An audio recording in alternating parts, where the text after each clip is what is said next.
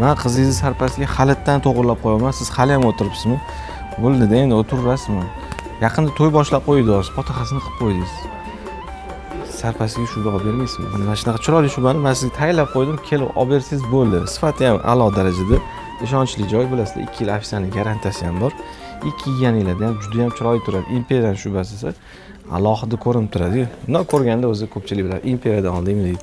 O'sha shubalarni qachon olib ketish kerak? Imperiyadan olib ketish kerak. Qachon olib ketish kerak? Hozir olib ketish kerak. Nimaga olib ketish kerak? Chunki arzon narxda olib ketib olish kerak. Nimaga deysizlarmi? Chunki biz har doim sizlarni o'ylaganmiz. Haligacha o'ylaymiz, keyin ham o'ylaymiz.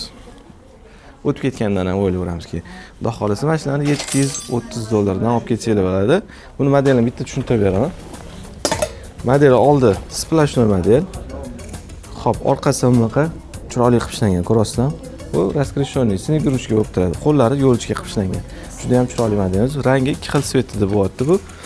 Bittasi oq, bittasi bejli svet. Mana shularni endi qizingiz ustilarida bemalol chiroyli qilib kiyib yuradilar.